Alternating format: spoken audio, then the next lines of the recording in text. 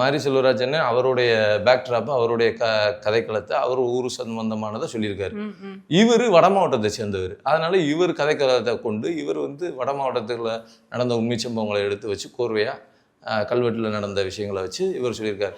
இவர் படம் இப்படி தான் இருக்கும், இவங்கெல்லாம் நடிச்சிருக்காங்க, இதெல்லாம் எதிர்பார்க்காதீங்க. ஒரு 3-4 நாள் ஃபஸ்ட்டு போய் ஜாலியாக வெள்ளி சனி ஞாயிறு திங்கள் 4 நாள் என்ஜாய் பண்ணி படம் பார்த்துட்டு வெளியில் வந்ததுக்கப்புறம் ஆட்டோமேட்டிக்காக உங்களுக்கே கனெக்ட் ஆகிரும்.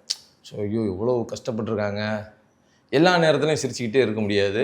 இந்த மாதிரியான நம்ம பார்க்காத பக்கம் இருக்கும். இப்போ வாழை படம் நம்ம பார்க்கல, அந்த ஆக்சிடென்ட் எல்லாம் நமக்கு தெரியாது. ஆனால் அது ஒரு பேப்பர் செய்தி, நமக்கு தெரியாது. பார்த்ததுக்கப்புறம் படமாக பார்க்கும்போது ஃபீல் பண்ணி அழுதோம். கோடி துணி புக்காக யாரும் படிக்கலை, அங்கமாலாம் பார்த்ததுக்கப்புறம் என்ன சூப்பர் கதைங்கன்றாங்க.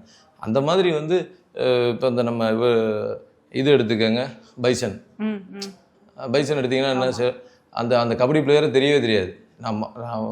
என் பூர்வீகம் ராம்நாடு, நான் பிறந்த வந்ததெல்லாம் மதுரை. ஆனால் தூத்துக்குடி மாவட்டம் எங்களுக்கு பக்கம், அடுத்த மாவட்டம் விருதுநகர் தூத்துக்குடி. ஆனால் எனக்கு அந்த கபடி பிளேயரே தெரியாது. பைசன் வந்ததுக்கப்புறம் தான், காலமாடை வந்ததுக்கப்புறம் தான் ஆஹா இப்படி ஒரு கபடி பிளேயரா, அருமையான கபடி பிளேயராக இருந்திருக்காரு. அந்த மாதிரி இப்போ எப்படி தேடி போய் பார்க்கும்போது ஒரு மகிழ்ச்சி வருதில்ல, அந்த மாதிரி நீங்கள் திரௌபதி 2வும் நீங்கள் போய் பார்க்கும்போது உங்களுக்கு ஒரு மகிழ்ச்சியை ஏற்படுத்தும். அதாவது இந்த மாதிரிலாம் இருந்திருக்கா. இது மாரி செல்வராஜன் அவருடைய பேக்ட்ராப், அவருடைய கதைக்களத்தை அவர் ஊர் சம்பந்தமானதை சொல்லியிருக்காரு. இவர் வட மாவட்டத்தை சேர்ந்தவர். அதனால இவர் கதைக்களத்தை கொண்டு இவர் வட மாவட்டத்தில் நடந்த உண்மை சம்பவங்களை எடுத்து வச்சு கோர்வையாக கல்வெட்டில் நடந்த விஷயங்களை வச்சு இவர் சொல்லியிருக்காரு.